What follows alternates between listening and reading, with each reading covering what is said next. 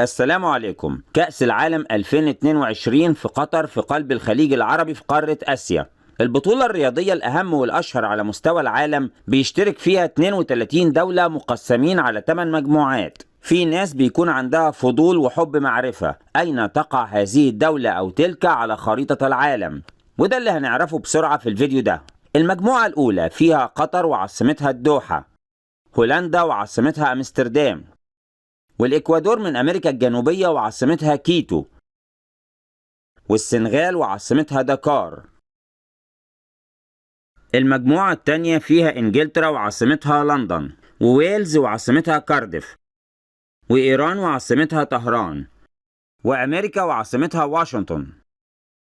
المملكة المتحدة الإنجليزية تركيبها معقد شوية، هي بتتكون من جزيرة بريطانيا زائد أيرلندا الشمالية، وجزيرة بريطانيا نفسها بتتكون من إنجلترا اللي عاصمتها لندن، وويلز وإسكتلندا. ويلز في الجزء الغربي من جزيرة بريطانيا وقلنا عاصمتها كارديف، وإسكتلندا في الجزء الشمالي من جزيرة بريطانيا وعاصمتها إدنبرا، لكن إسكتلندا مش مشتركة في البطولة السنة دي.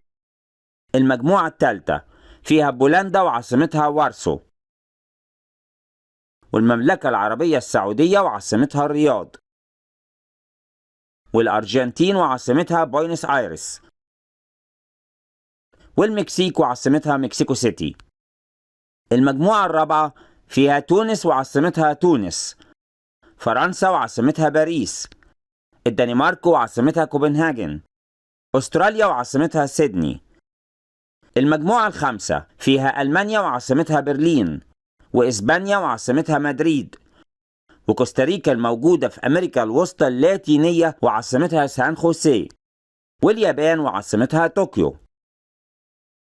المجموعة السادسة فيها المغرب وعاصمتها الرباط، بلجيكا وعاصمتها بروكسل، كرواتيا في جنوب قارة أوروبا وعاصمتها زاجرب، وكندا في أمريكا الشمالية وعاصمتها أوتاوا.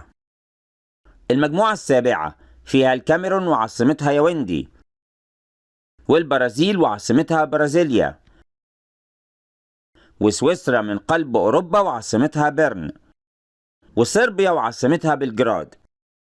صربيا وكرواتيا كانوا زمان ضمن دولة يوغوسلافيا، لكن الدولة دي تفككت في أوائل التسعينيات. المجموعة الثامنة فيها غانا وعاصمتها أكرا، كوريا الجنوبية وعاصمتها سول، أوروغواي وعاصمتها مونتيفيديو، البرتغال وعاصمتها لشبونة.